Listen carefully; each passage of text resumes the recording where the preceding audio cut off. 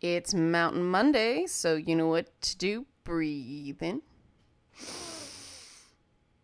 and out. And breathe in and out. All right, you may have heard Momo in the Mountain Monday breathing there. Yeah, Momo, how are you? Yes, it's a very special Mountain Monday when it is also a Momo Monday. Yes, Momo, what is it? Here comes Momo.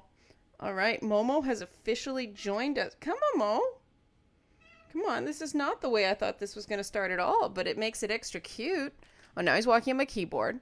And now he's blocking my screen. All right. See, this is the zen of cats, guys. No matter what you think you're going to be doing, the cat decides what you are in fact going to be doing. And the zen of cats is realizing they're right, and this is where you were supposed to be in your life, in the universe, at this point. And this is why I love cats. And meanwhile, Loki is licking the floor. And that's why I love dogs.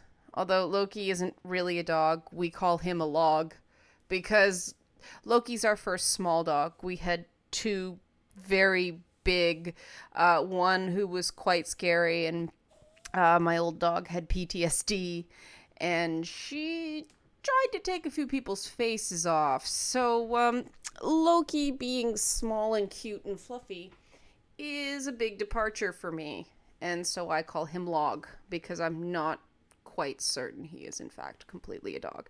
But that is not the topic of Mountain Monday. But cats and dogs are relaxing, right, Momo?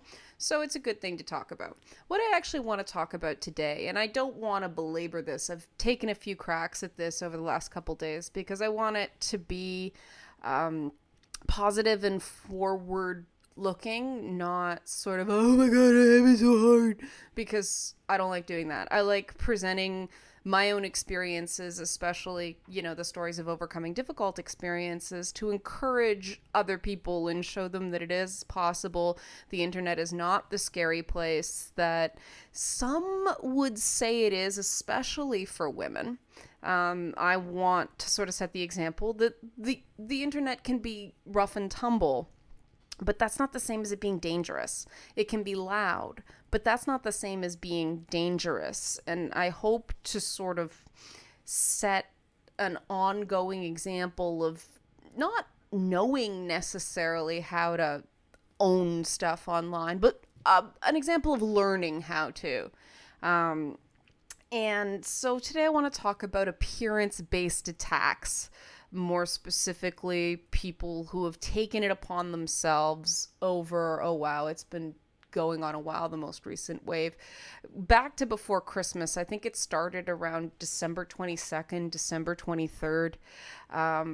But, you're fat, you're old, you're ugly, you're plain, you're unremarkable, you're not as hot as you think you are, you used to be hot, but now you're fat. The most complicated one was she was fat and ugly, and then she got hot, and now she's fat and ugly again.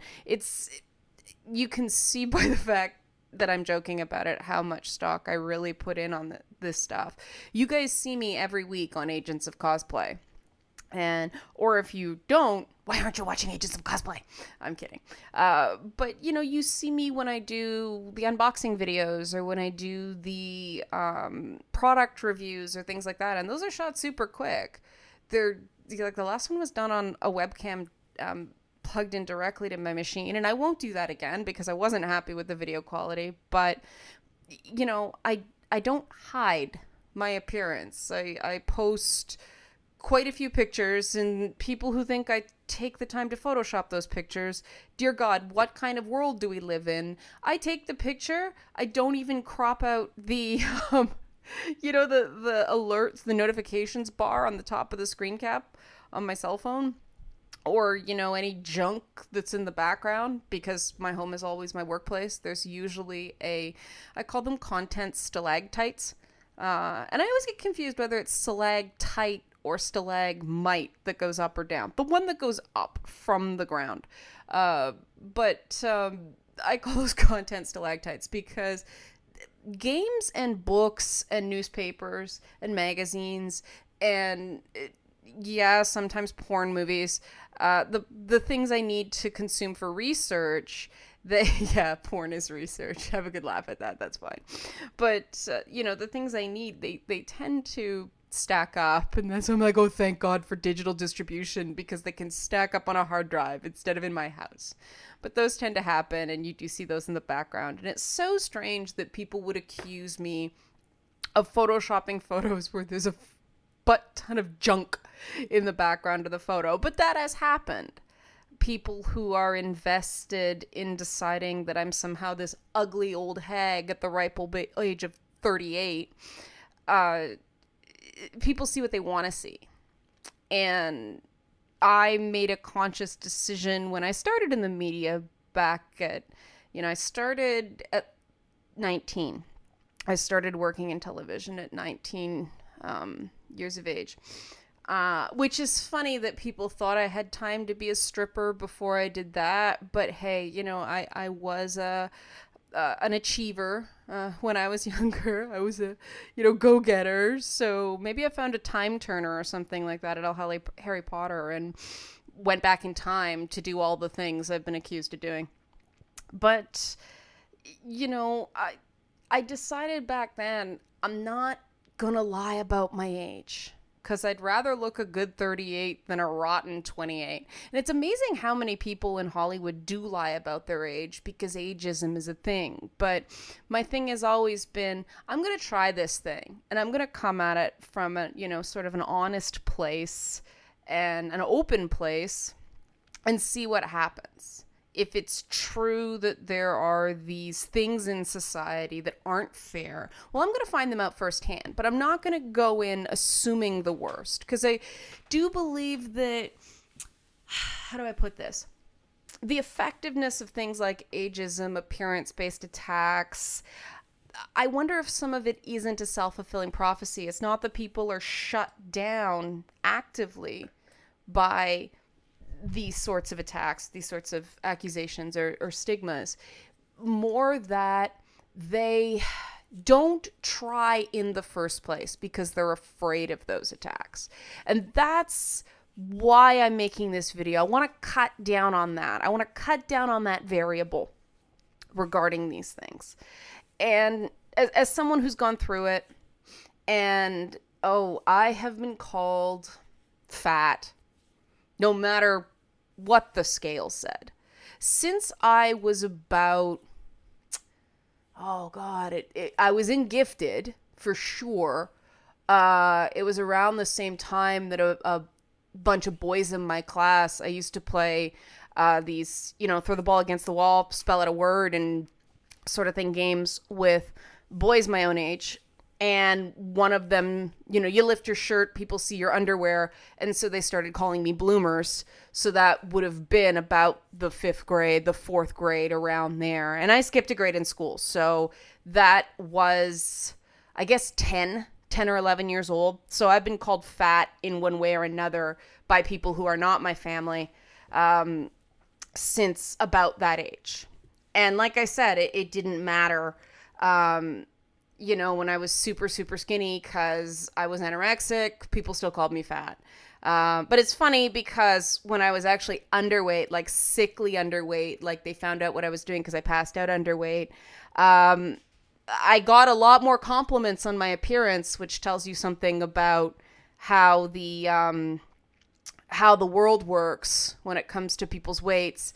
And the same thing when I was constantly actively dieting for television and various photo shoots because they were part of my job. A lot of people, were more complimentary on my appearance, but I didn't feel as good. I didn't feel healthy. I felt drained. I felt tired all the time. Sometimes my hair even started thinning out, like it would fall out in more often, like I'd start shedding because there's only so much you can cut out of a diet to reduce caloric intake before you start also reducing nutritional intake.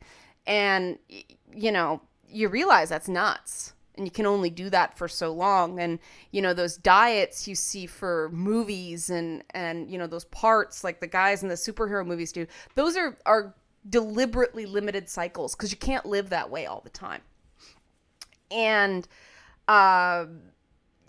so I, obviously, based on my own experiences, would like to see us move towards a paradigm where women are able to express ourselves and be seen for our ideas the exact same way guys do. It doesn't matter what we weigh. And when I mean it doesn't matter what we weigh, I mean exactly that. I'm not saying that we should just change the paradigm so that, we up a few dress sizes and that's the ideal. I'm saying there should be no ideal appearance-wise when it comes to the marketplace of ideas, meaning someone who's a size 0 should be able to contribute. And there are some people who are naturally size 0s. They're tiny. I mean, there's a lot of Asian malls in my neighborhood, and I can't even shop there because the average size is so much smaller just naturally.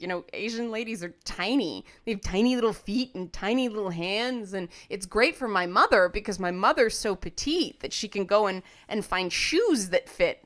But for me, being a solid medium in everything, that's not, that doesn't work out for me. And that's the thing about this whole fat shaming and appearance shaming. When you're wearing clothes that say medium and people are calling you fat, that just shows how skewed it is. And I don't want to dwell on this too much because I don't want to imply that I'm somehow better or more healthy or, it's not okay to call me fat because I'm not fat. It's not okay to insult anyone for their weight when they're just trying to express their ideas. And that's unfortunately the reality, is that people use "you're fat" or "go away, you fat," add expletive of your choice, or lose some weight, you're lazy, there's all these stereotypes that are associated with people who are bigger. And the reality is, and I read a lot about this because it's important to know, there's a certain amount of genetics in where your body naturally lands. And I'm not saying that anybody is naturally 500 pounds. That's absolutely not what I'm saying. What they have found, however, is that there is a gene that actually allows someone to be capable of reaching those weights, whereas other people wouldn't. Like there are things that are supposed to tell your body to stop eating that may not be in someone's, genetic makeup when they're larger. And that is not a character fault. That is something they can't control. And we need to start thinking about the reality of body weight and appearance as, it's not that fat people are lazy. Big people. I apologize, guys. It's not that big people are lazy. It's that they have to work harder to weigh less than the rest of us. And I'm saying this as someone who isn't, skinny as a rail naturally. The thing is, I know a lot of people as well who are very self-conscious about being super, super thin. And for quite a while, especially in the 1990s during the Baywatch era, the trendy body type was they'd take these girls who were super naturally thin, like just rails, and slap these giant fake boobs on them. So they had, no hips, no butt, teeny little waist, boobs. They look like a half orange on a pair of chopsticks. And that was the trend. That was the physique that people wanted for the clothes of the time. There was also, the straight up Calvin Klein model. They actually called it heroin chic back then, meaning Calvin Klein liked models that looked like they were on heroin, wasted and skinny and bags under their eyes. And that's where we got Kate Moss, who actually did a lot of drugs, we learn later. But, that was the trend of the way clothes were supposed to fit. And, I was lucky that growing up in the multicultural neighborhood I did, a lot of women there weren't built like that. And so those trends didn't get in to the neighborhoods I grew up the same way. I was very, very lucky because at the same time, hip hop fashion was just starting to become a market, right? The whole tradition of hand-me-down clothes. And people may not realize that that's part of where saggy jeans came from. It's not just the I'm wearing saggy jeans because it conceals a gun better, which is what most people associate with saggy jeans.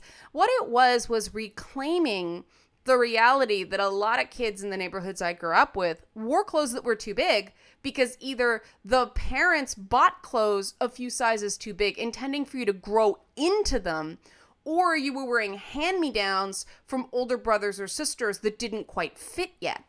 And people who started designing hip-hop clothes took that and made it a badge of pride. They made it the look.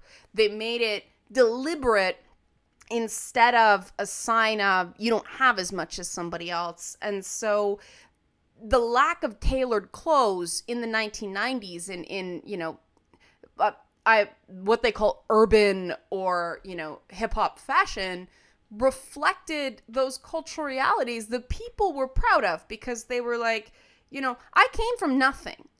And I'm going to remember I came from nothing. And these jeans may cost $90 now, which was a lot of freaking money back in the 90s. But I'm going to remember when, $90 was our food bill for 2 weeks. And a lot of people don't know that that's part of what saggy jeans was about. Now, obviously, the meaning changed.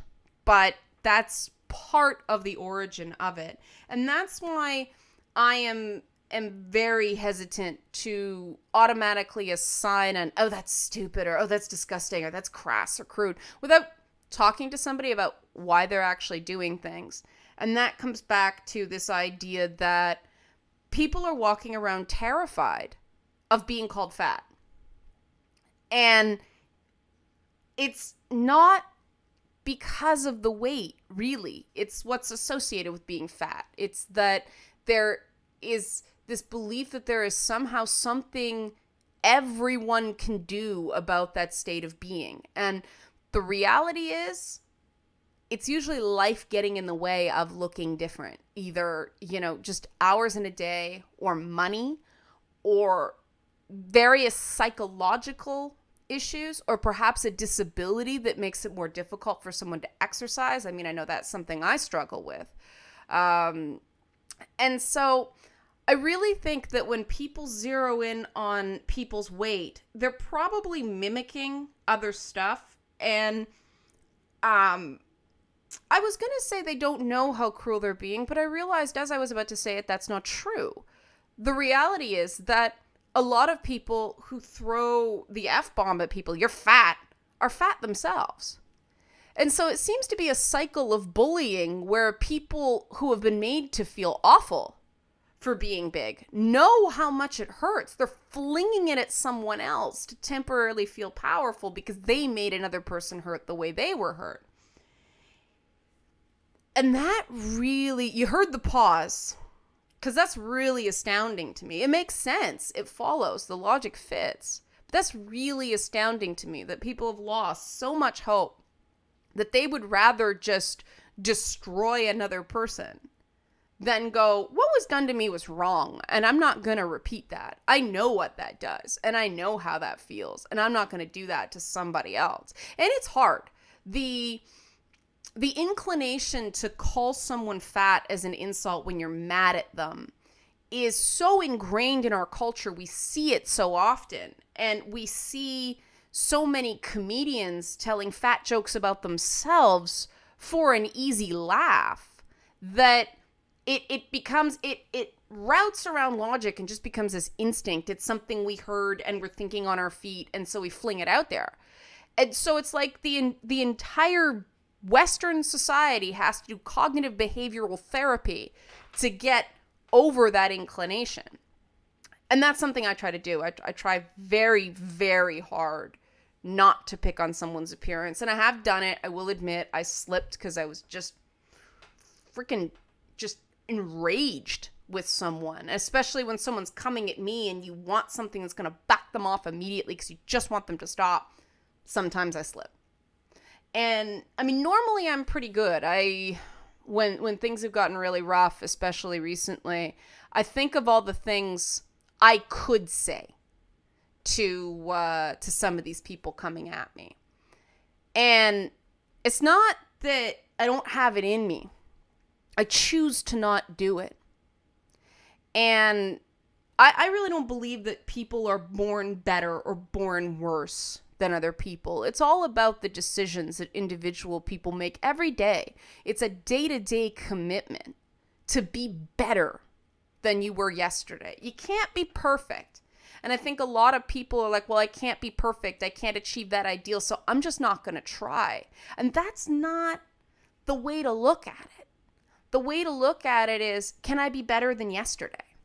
You know, can I be better, even better the day beyond? And the problem is with our society that's obsessed with youth. We're not allowed to see those journeys. We're not allowed to see the get good, right? Because you have to come out of the womb awesome. You're not allowed the time it takes to really do the hard work to improve. And I mean, that's part of the reason that I kept recording videos, even though there was audio problems, because I wanted to keep doing it. Like, some content was better than perfect content. And if you've ever heard the phrase, you know, don't let the perfect be the enemy of the good, it's really true. You know, I managed to get content out there that people enjoyed, and people complained about the audio like crazy. And did it bother me? Yeah, absolutely. Does it bother me that I can't do the fancy pants title cards that everybody claims you have to do for YouTube? Because I just don't have the time right now. It's not, the return on investment is not there yet. Yeah, it bothers me. I wish I could do more, but I'm doing what I can. And it's the same with weight. This is my approach to weight. Am I doing everything I can to be healthy today? You know?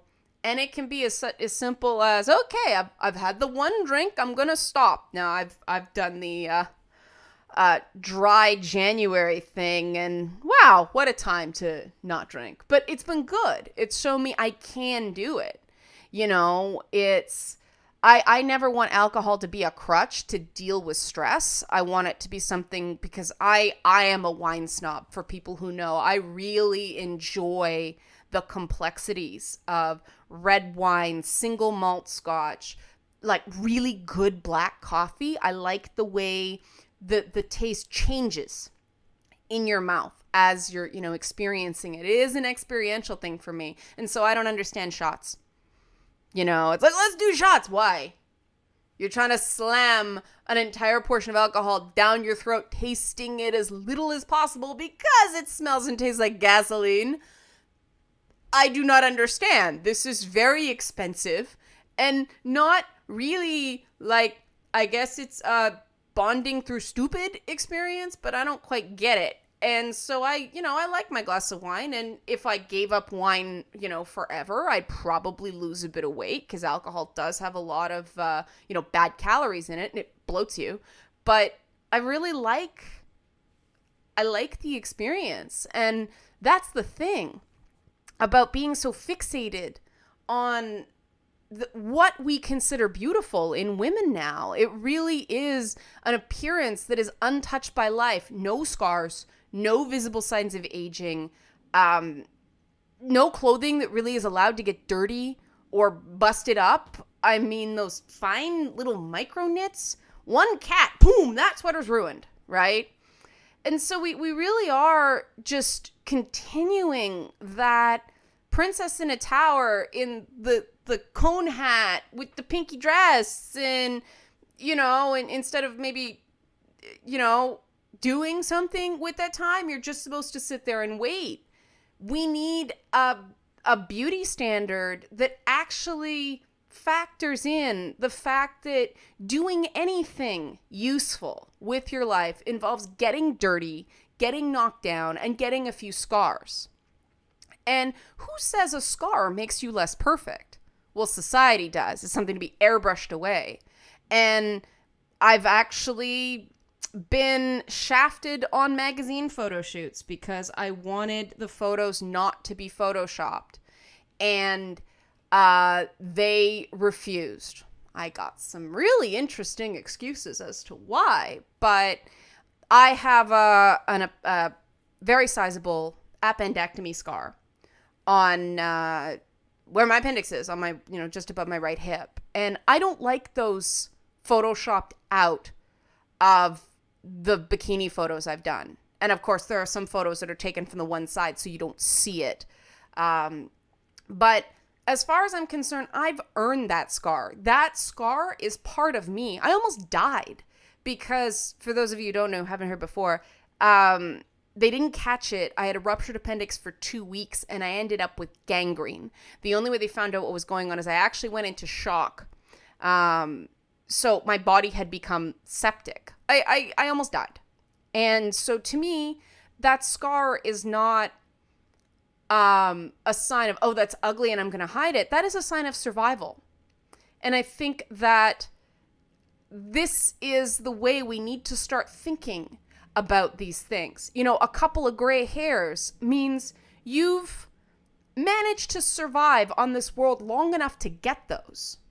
You didn't give up, right? You're still here. And that matters. As long as you're still here, you can still do things. And it doesn't mean you're going to be a millionaire. It doesn't mean you're going to have that financial success, but you may do some good for the world. And to me, that's the mark of success. Did I leave the world better than I found it? And not at the end, because we don't know. Day to day. Did I do something today that made the world a little better? All right, good. Today was a good day. And that doesn't happen when you're worried about your hair, your clothes, your makeup, what it says on the scale. Like, why do we care more about what's on the scale than, even like test scores, and test scores are kind of nonsense, and that's why I hesitated to use them. But, there's a lot more to a person than the way they look. And we've got Adele now, and we've got Meghan Trainor, and we've got, what's her name? The woman, Leah Dunham, for better or for worse. And I kind of like the fact that she's controversial, and she's got that letting it all hang out thing, even if she's done some, kind of, I don't know what the word even is for it, but, she's not perfect, and I think that's good, even though the show is admittedly not my thing. And so, it's good that we have those people. And, I think Ariel Winter telling her story, even though it makes me very sad about her getting a breast reduction at, what was she, like 19? I think that's an important story. And I think that the thing is, these women are all quite young. We've got Carrie Fisher, Gloria Steinem, Hillary Clinton. Who are our other role models? I guess Elizabeth Taylor could have been counted as one. She's passed on, but she was one of the few icons from that era to actually get old. So many of them died young, and so we need these stories. We need these examples of women aging in the public, because we've got a lot of examples of men aging in different types of parts and different kinds of purposes in life, and having, a second, third, fourth, and fifth acts in their life. Men aren't expected to stay 21 forever. And there's even a freaking clothing store for women called 21 Forever, if you want to put that in perspective. They might have unisex clothes as well. I don't know. The clothing is made like garbage, so I don't shop there. But and that's what it is. We don't have the stories. So we don't know the stories. We don't know a plot on this thing. So it's an easy place to attack because of the absence of role models, of women doing things in public later in life. Barbara Walters is a good example. There we go. There's a good one. Barbara Walters is another one. So keep going, guys. And that's my message for today. And so let's close out. Breathe in. And out. And breathe in. and out.